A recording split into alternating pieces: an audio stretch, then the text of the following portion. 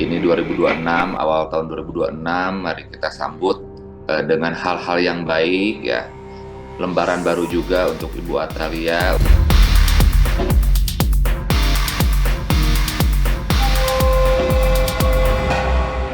Mungkin lebih ke asumsi publik aja ya.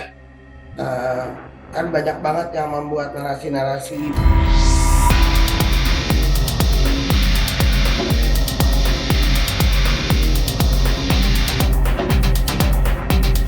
Di dalam isi gugatan pun tidak ada yang namanya pihak ketiga ya. Siapapun itu tidak ada pihak ketiga.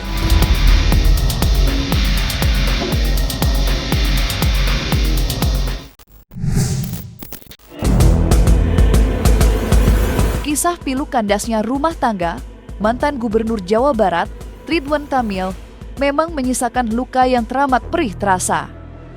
Namun di balik itu semua, Atalia Paratia tampak mulai ikhlas menjalani hari-hari di tengah proses perceraian yang masih berjalan di Pengadilan Negeri Bandung. Mengawali tahun 2026, wanita yang akrab disapa Ibu Cinta itu terlihat menyibukkan diri dengan mengunjungi makam sang putra tercinta, almarhum Emeril Kan Mumtaz. Ada satu rindu yang tidak pernah pergi. Ia tinggal, menetap, lalu tumbuh menjadi harapan. Semoga kelak dipertemukan di surga yang sama. Selain itu, Atalia pun terlihat menghabiskan momen liburan dengan bepergian bersama para sahabat. Momen hangat yang diabadikan lewat unggahan media sosial miliknya. Lantas mungkinkah semua ini merupakan cara Atalia mengikhlaskan semua yang sudah terjadi?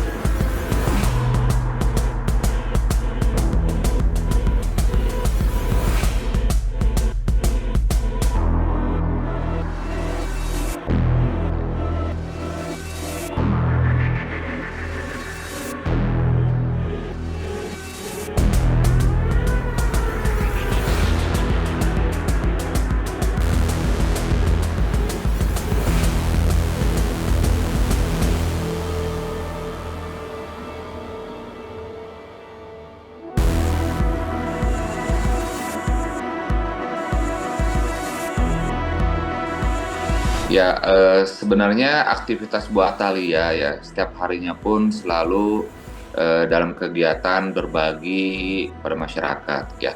Terkait touring kemarin pun itu agendanya beliau tetap ya, agenda berbagi dengan masyarakat dan sekaligus healing dengan rekan-rekan beliau gitu. Yaitu untuk mengisi waktu luang beliau aja di waktu libur. Ya, karena kan 2025 sudah berlalu juga ya. Ini 2026, awal tahun 2026, mari kita sambut dengan hal-hal yang baik ya. Lembaran baru juga untuk Ibu Atalia untuk menyambut tahun di 2026 ini. Apapun yang mau diposting oleh Ibu Atalia itu kan merupakan haknya beliau untuk memposting segala sesuatu ya. Jadi nggak mesti setiap postingannya dari Ibu Atalia harus dikomentarin, enggak lah. Masing-masing lagi cooling down dan dengan saling menghormati lah. Mereka sesuai dengan apa yang disampaikan pada saat mediasi, ya saling menghormati saja gitu kan. Mungkin begini, episode pernikahannya sudah selesai. Ya, sudah ditutup nih ceritanya, mungkin membukalah episode-episode baru, tetapi komitmennya adalah ini ada anak yang akan dijaga bersama, sehingga mungkin dari komunikasi juga mereka akan lakukan dengan baik gitu. Rona senyuman tulus yang terpancar dari wajah Atalia tidak hanya memberikan sinyal keikhlasan, tetapi juga seolah menampilkan bahwa dirinya sama sekali tidak terpengaruh dengan mencuatnya 3 nama wanita yang diisukan menjadi akar perceraian. Seperti diketahui, kabar perceraian Atalia Praratia dan Ridwan Kamil ikut ternoda dengan kemunculan nama sederet wanita yang disebut-sebut menjadi orang ketiga. Akan tetapi, semua itu seolah terbantahkan dengan gugatan perceraian yang dilayangkan oleh Atalia. Pasalnya, dalam gugatan itu Atalia sama sekali tidak menyebut adanya dugaan pengkhianatan cinta sebagai akar perceraian mereka. Hal yang kemudian dipertegas oleh kuasa hukum dari kedua belah pihak. Di dalam isi gugatan pun tidak ada yang namanya pihak ketiga ya. Siapapun itu tidak ada pihak ketiga. Cuman hanya pihak dua. Satu penggugat Bu Atalia, satu lagi tergugat Pak Ridwan Kamil. Jadi cuma dua pihak, tidak ada pihak ketiga. Kalau tanggapan nggak ada, karena kan memang itu dihembuskan dan berhembus dari para netizen ya. Jadi karena memang itu tidak benar, sehingga Pak RK juga tidak perlu berkomentar dan tidak juga berkomentar kepada kami. Ya buat kita juga nggak penting juga ya, nggak ada. Maksudnya gini, itu tidak benar karena balik lagi kami dan kuasa hukum Pak RK maupun dari kuasa hukumnya Ibu Atalia, bahkan kemarin Ibu Atalia menyampaikan sendiri di dalam keterangannya setelah sidang bahwa tidak ada nama-nama itu di dalam gugatan yang beliau ajukan. Jadi memang tidak ada nama-nama itu rame aja, netizen aja rame gitu kan. Jadi ya kita juga nggak perlu ngebantah karena memang nggak ada itu. Di gugatan pun tidak ada sama sekali satupun nama pihak ketiga, itu tidak ada sama sekali. Spekulasi ada atau tidaknya sosok orang ketiga kini sudah terbantahkan mentah-mentah dengan pernyataan kedua belah pihak serta gugatan yang dilayangkan Atalia. Walau sebenarnya isu ini kadung bergulir liar kemana-mana dan menjadi buah bibir perbincangan hangat masyarakat di sosial media. Nama-nama seperti selebritis Aura Kasih, Safa Marwah, serta Lisa Mariana. Lantas mungkinkah pihak Ridwan Kamil akan mengambil langkah hukum demi menindak tegas kegaduhan yang sudah berkembang liar? Gini, kalau karena tidak ada di dalam materi ya, kemarin majelis hakim juga menyatakan bahwa yang diperiksa oleh majelis hakim itu hanya apa yang ada di dalam materi gugatan yang ada terungkap di persidangan, sehingga majelis juga tidak akan terpengaruh dengan berita-berita yang ada di luar. Nah, pada saat ini kami juga sudah berkomunikasi dengan Pak Ridwan Kamil karena tidak ada dampak apapun gitu ya. Jadi rumor-rumor yang beredar itu, mau bicara siapalah sebut nama gitu, nggak ada dampak apapun nih, baik terhadap perkara perceraian maupun ke kondisi Pak Ridwan Kamil. Jadi rasanya kita akan menyimpan upaya hukum apabila diperlukan itu sebagai last resort lah nanti. Jadi kalau memang diperlukan, tapi pada saat ini kita melihat masih oke-oke aja tuh, kita nggak terpengaruh dan tidak terganggu gitu. Ya pada prinsipnya kan pihak ketiga itu muncul dari eksternal ya, bukan dari internal kami ya. Terkait mengganggu atau tidak, mungkin ya ini kan menjadi dugaan-dugaan yang semakin liar ya, sehingga ya dibilang mengganggu ya sangat mengganggu ya. Dengan tegas, kuasa hukum kedua belah pihak keras membantah adanya sosok orang ketiga di balik perceraian ini. Meski begitu, beragam spekulasi liar hingga aksi cokok-logi warganet masih saja menjamur di sosial media. Dan lagi-lagi, badan intelijen netizen, seperti itu mereka kerap disapa, membahas rekam jejak dugaan kisah cinta terlarang yang diduga terjalin antara Ridwan Kamil dan Aura Kasih. Berbekal sederet potret yang diunggah keduanya, warganet lantas merangkai sebuah spekulasi yang menduga jika Aura Kasih merupakan sosok modal dalam beberapa lukisan sang mantan orang nomor 1 Jawa Barat itu. Bukan itu saja, Mereka bahkan menduga bahwa Ridwan Kamil dan Aura Kasih sempat berlibur bersama di negeri Tiga Singa.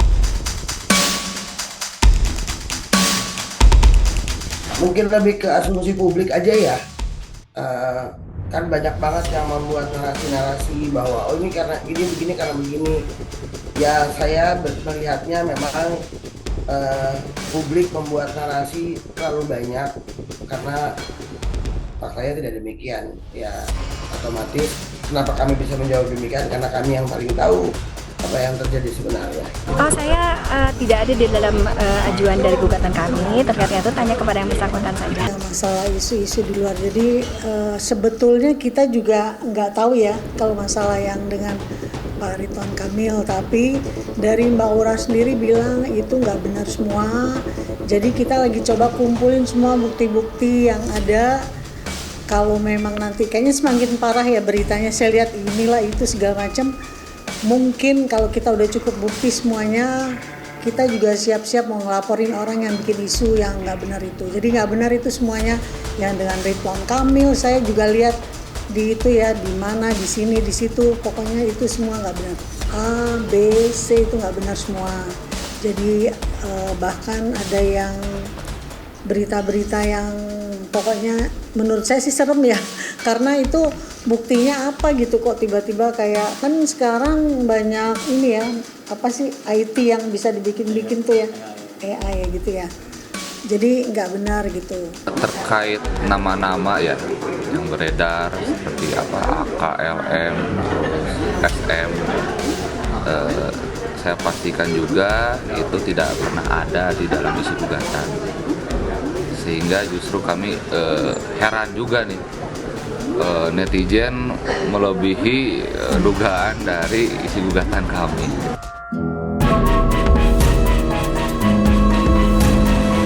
Berbanding terbalik dengan aksi Aura Kasih yang enggan berkomentar banyak, selebritis Safa Marwah justru memilih untuk buka-bukaan dan menguat beragam cerita. Ya, walaupun namanya tak sesering dibahas layaknya Aura Kasih, Safa Marwah yang tampak terbakar api kekecewaan semakin sering saja tampil di hadapan awak media. Sontak saja, hal itu memancing reaksi yang beragam dari masyarakat. Pasalnya, banyak yang ikut bertanya tentang mengapa Safa Marwah tampak begitu bersemangat untuk buka suara. Lantas mungkinkah keras aksi Safa Marwah didasari tekanan warganet yang sungguh berat? Benarkah pula ia sampai mengalami kerugian? Merugikan banget nama baik aku. Maksudnya aku sih udah gak mikir nama baik keluarga sih yang malu, disangkanya betul. Kalau betul kan ya udah aku terima, aku dibully, tapi kan ini betul-betul gak betul. Jadi aku kena hina A, B, sampai Z, parah-parah pokoknya dihinanya tuh. Padahal aku tidak melakukan apapun loh. Iya, trauma banget. Kayak kalau aku update yang bukan berkepentingan dengan penjelasan, aku tutup komentar aja. Ya netizen kan aku nakutin dipanggil KPK ya. Kalau aku sih nggak takut sih mbak. Bukan mau aku nantangin, saya nggak takutnya karena apa? Kalau soal Ridwan Kamil ini betul-betul nggak pernah ada hubungan apapun dan nggak pernah ada dikasih apapun oleh beliau gitu.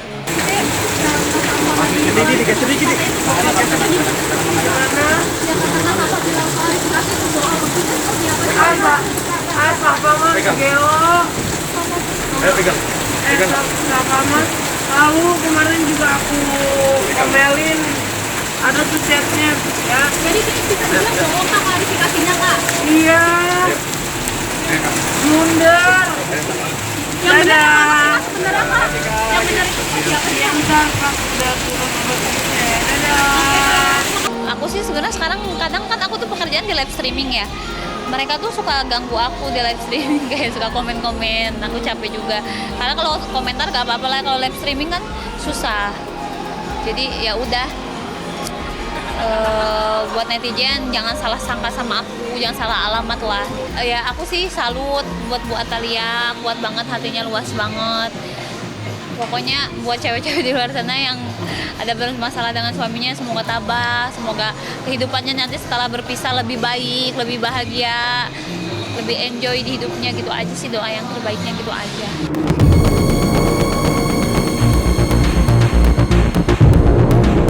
Di lain sisi, kemunculan 3 sosok wanita ke dalam perkara perceraian ini tampak masih memiliki keterkaitan dengan terseretnya nama Ridwan Kamil dalam kasus dugaan korupsi pengadaan iklan di Bank Pembangunan Daerah Jawa Barat dan Banten yang kini sudah ada di tangan KPK. Pasalnya, Lisa Mariana saja sudah ikut diperiksa guna memastikan ada atau tidaknya saluran dana dari Ridwan Kamil. Dan mirisnya, perkara ini harus melebar kemana-mana. Lantaran, banyak yang sontak menduga kalau perceraian ini hanyalah upaya untuk mengamankan harta. Lantas, seperti apa tanggapan kuasa hukum kedua belah pihak? Ya, sebenarnya itu sangat disayangkan ya. Banyak berita juga bahwasannya dugaan terkait mengamankan aset. Ya, usia pernikahan kan udah 29 tahun gitu. Masa iya alasannya karena untuk mengamankan aset, itu kan hal yang tidak mungkin gitu kan. Ditambah gugat cerai dengan perkara yang di KPK itu kan dua hal yang berbeda yang tidak akan saling berhubungan satu sama lain. Mengapa demikian? Karena fakta hukumnya seperti itu. Mungkin nanti teman-teman penyidik KPK lebih pintar lagi daripada kami. Sebetulnya kan gugatan ini dilayangkan oleh Ibu Atalia pada saat memang Pak Ridwan Kamil sedang mengalami ada beberapa permasalahan hukum gitu ya. Tapi saya rasa harusnya tidak ada kaitannya sih dengan permasalahan-permasalahan tersebut mengenai harta dan lain-lain. Karena pada prinsipnya kan yang namanya harta bersama itu belum terbagi pada saat ini gitu ya, karena perceraiannya juga kan persidangannya masih berjalan. Dan kami juga merasa bahwa rasanya tidak mungkin lah Ibu Atalia sekerdil itu gitu gara-gara ada permasalahan ini terus kemudian cepet-cepet bahasanya kalau di media itu ingin memisahkan harta supaya tidak tersangkut dengan KPK. Saya rasa jauh dari situlah Ibu Atalia. Ya, sangat tegas untuk membantah ya. Karena kembali lagi ya, isu dari adanya pihak ketiga itu tidak benar karena tidak ada dalam isi gugatan. Dan juga terkait isu pengamanan aset ya, itu sangat tidak mungkin. 29 tahun Bapak dan Ibu bersama, masa karena hanya mengamankan aset dikorbankan gitu kan, itu hal yang tidak mungkin secara logika. Dan juga secara konstruksi hukum ya, perkara gugat cerai dan perkara yang ada di KPK itu dua hal yang berbeda dan tidak saling berhubungan satu sama lain ya.